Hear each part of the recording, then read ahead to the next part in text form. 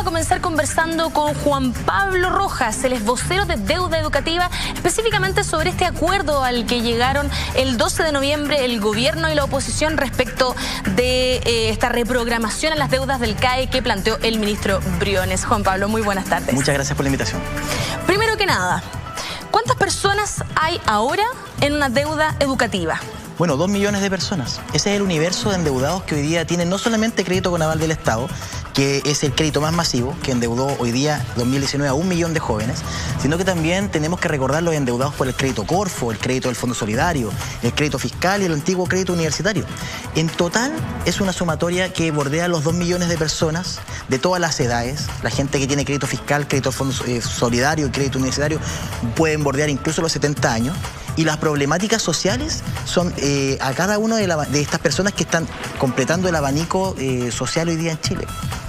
¿Cómo se puede categorizar en simple a los deudores? Hablábamos recién del CAE, también está el crédito Corfo. ¿Cómo funciona esto? A ver, durante 30 años ha existido en Chile una política de endeudamiento, una política de financiamiento de la educación superior en base a la deuda, a endeudar para poder acceder a carreras universitarias que en sí ya son carísimos los aranceles en Chile. Desde cierto tiempo esta parte se empezó a bancarizar el acceso a la educación. Primero con el crédito Corfo, que fue creado en el gobierno de Eduardo Frei, y después bajo el gobierno de Ricardo Lagos, con su ministro Sergio Vidal, crean este nefasto crédito con aval del Estado, en donde se prometía poder abrir el campo, o sea, el acceso a las carreras universitarias a sectores que históricamente no teníamos acceso a la educación superior. Y efectivamente eso fue así. Pero el costo que hoy día, a 13 años de la implementación del crédito con aval del Estado, estamos pagando es totalmente alto. Hay familias empobrecidas, jóvenes que se arrepienten de haber accedido a la educación superior, arrepentidos de haber estudiado.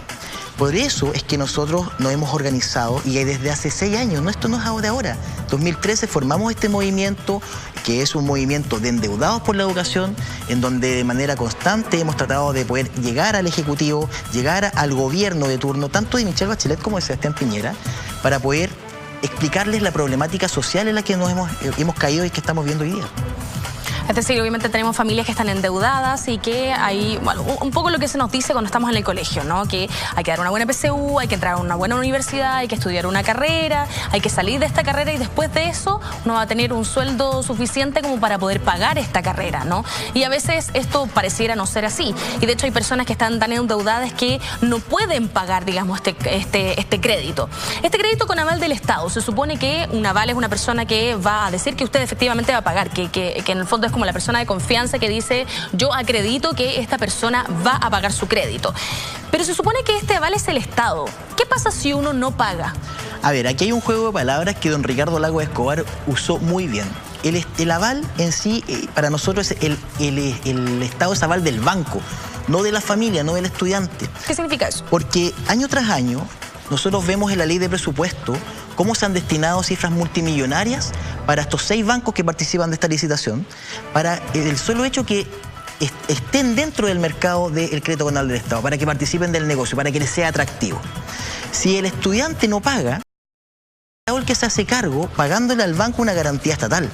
Por lo tanto, el aval es del banco, no del estudiante. El estudiante posteriormente tendrá que pagarle a la Tesorería General de la República lo que el Estado le pagó al banco. Claramente ya inflado en unidades de fomento, no conozco ningún beneficio social que se pacte en UF, en ninguna parte del mundo, con una cifra ya 3 veces lo real que le prestó el banco al estudiante. Por tanto, aquí se ha ido empobreciendo la familia y también se ha ido empobreciendo el fisco. Justamente hablábamos de que esto se toma en UF, ¿no es cierto? O en UTM. Eso obviamente influye dependiendo de a cuánto está y influye en un montón de niveles económicos respecto de finalmente el crédito y el valor del crédito que pide el estudiante. ¿Debería seguir prestándose en UF o en UTM? A ver, claro, el Corfo y el CAE se pactan en UF, pero el crédito del Fondo Solidario, el crédito universitario y el crédito fiscal está en UTM. Lo que nosotros estamos pidiendo al gobierno bueno es que si efectivamente tiene una voluntad política al fin de poder hablar de condonación, de hablar de reparación a 2 millones de víctimas de un modelo de financiamiento de la educación superior que está quebrado hace muchos años, lo primero que tiene que hacer es congelar el valor de estos créditos, porque la UF sube todos los días y la UTM también. Que se congelen estos créditos, que el valor cuota no siga subiendo y que nos sentemos a conversar. Porque hoy día lo que está ofreciendo Sebastián Piñera, y con lo que tú estás abriendo la entrevista, no es más que una reprogramación disfrazada de condonación. No es la condonación que la gente necesita, no es la condonación que los endeudados necesitamos para salir adelante de problemas sociales. Y sus problemas sociales ocasionados desde dentro del Congreso Nacional, creados por leyes de la República, apoyados por gobiernos de turno. Si ellos hacen eso, nosotros el siguiente paso que queremos dar es conversar con ellos, cosa que lamentablemente la clase política se ha negado a poder realizar. De que sano sería ese ejercicio, que las víctimas de un modelo educacional nefasto como ha existido en Chile durante estos últimos 30 años, se sienten a conversar con quienes hoy día tienen la posibilidad histórica de realizar cambios profundos, fundamentales y necesarios para beneficiar a 2 millones de personas. ¿Creen ustedes que no ha habido voluntad política para juntarse, por ejemplo, con ustedes a conversar? Cuando durante 6 años, personalmente como dirigente y fundador de este movimiento, me he acercado año a año a los ministerios de educación de turno a presentar cartas buscando el diálogo, y estas cartas nunca han sido contestadas, claramente no ha existido la voluntad política. Hoy día, con el levantamiento social importante que tenemos en el país, mágicamente se abren a hablar de condonación. Nosotros felicitamos esto, nos agrada mucho, pero por favor, seamos cautos, porque hemos visto también cómo ha existido, lamentablemente, desde sectores de derecha y también desde la ex nueva mayoría, aprovechamiento político. Salen a hablar de condonación sin hablar con nosotros, no saben cuál condonación necesitan. Condonación y el porqué de la condonación. Lo primero es sentarnos a conversar para que hablemos el mismo idioma. ¿Pero qué es lo que quiere la gente en las calles? Cuando piden condonación del CAE, ¿significa que desaparezca completamente la deuda que la gente tiene por haber estudiado? Mira, ¿sabes qué es lo que quiere la gente? La gente no quiere no pagar. La gente, ¿sabes lo que me dice? Yo quiero pagar lo justo. Cuando el banco te está cobrando 3 veces lo real, cuando tenemos endeudados que salen al campo laboral con más de 30 millones de pesos que deberle un banco. Y ya que eso es para 20, 30 años más. O sea, los 30 millones de hoy día no van a ser los mismos 30 millones en 15 años más. Claro.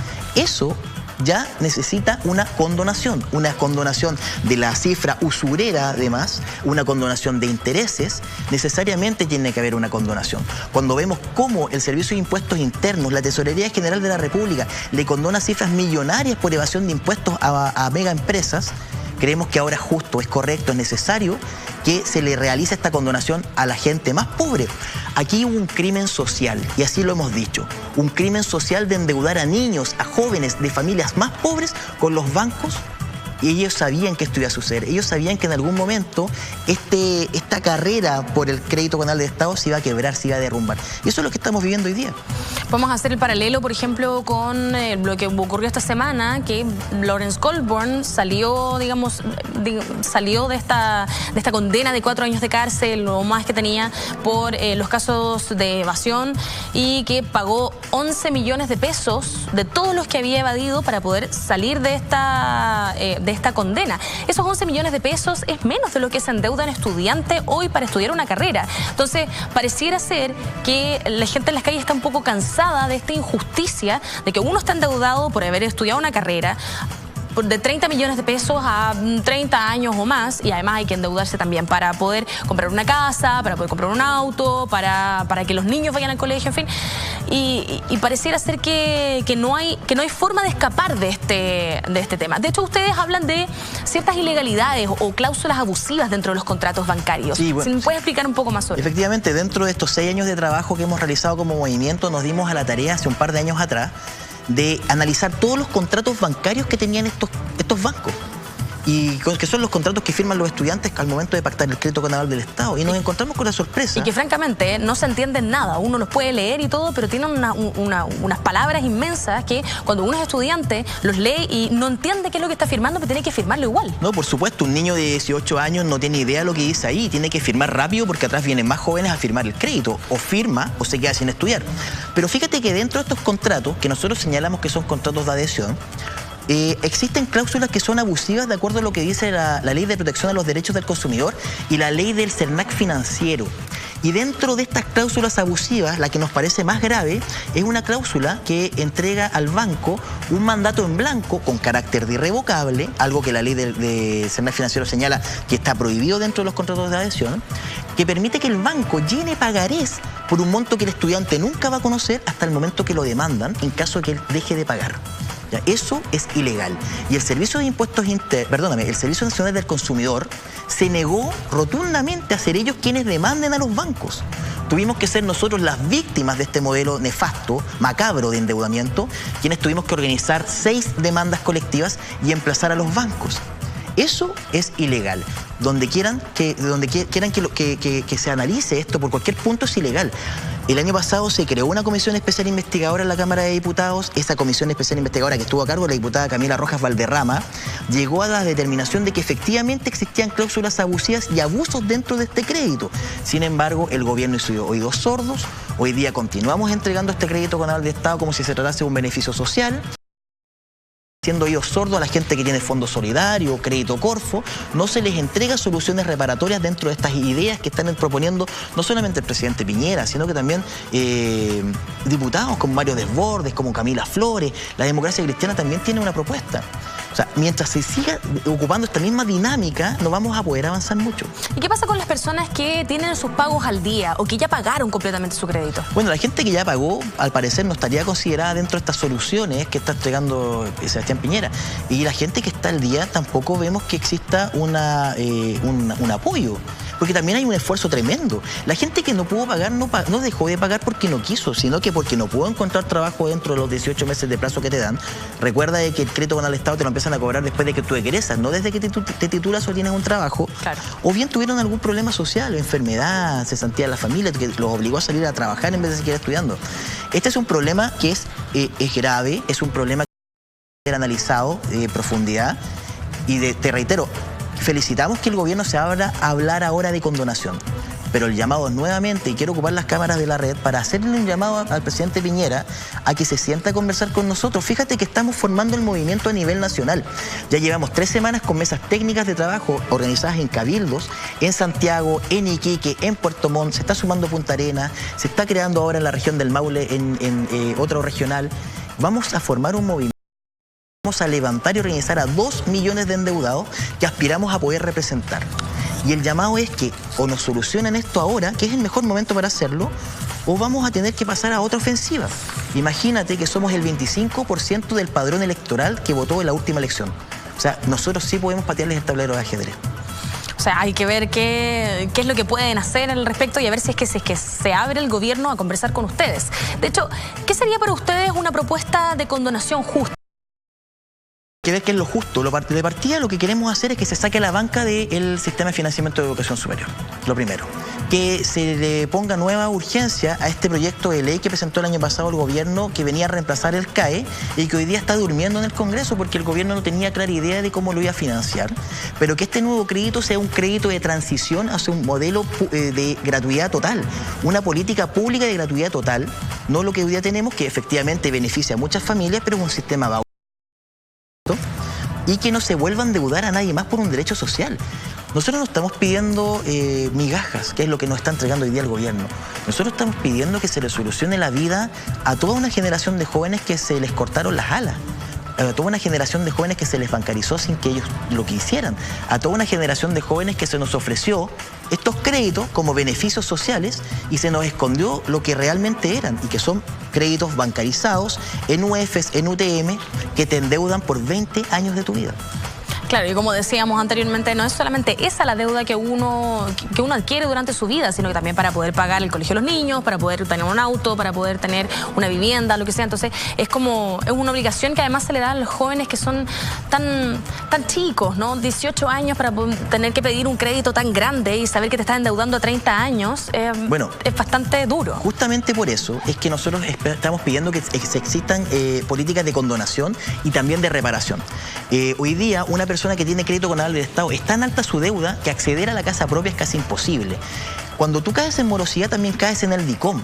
Presentamos a fines del año pasado un proyecto de ley que entró por el Senado con el patrocinio del senador Juan Ignacio Latorre, presidente de la Comisión de Educación del Senado, que se llama Chao DICOM, que busca eliminar de los registros comerciales, no solamente el DICOM, sino que también del boletín comercial y otros que puedan existir, a toda la gente que se tuvo que endeudar y cayó en morosidad producto de educación. Este proyecto estuvo durmiendo.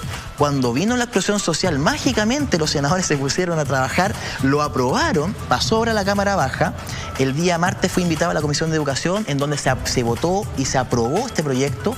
Ahora el día martes volvemos a Valparaíso, se va a discutir el particular de los dos artículos que tiene esta ley y luego pasaría a sala.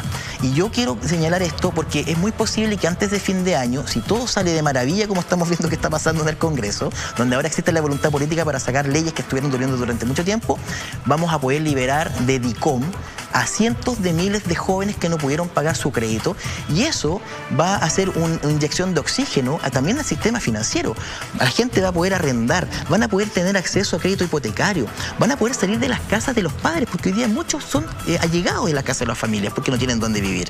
Y eso es lo que estamos buscando, pero esto no soluciona el problema de fondo. Es cierto, tenemos que avanzar con eliminar la retención de la devolución de impuestos a quienes trabajamos a honorario, personas que no tenemos un contrato de trabajo y tenemos que boletear, se nos retiene por tener deuda educativa.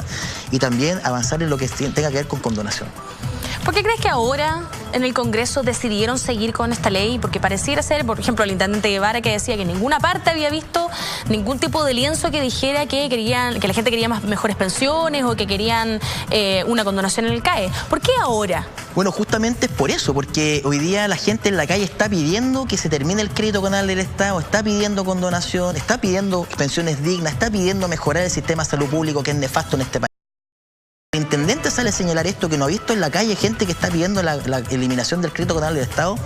Nos damos cuenta que tenemos un intendente que de calle no tiene nada, que no tiene idea de la realidad social y que es el mal de muchos políticos.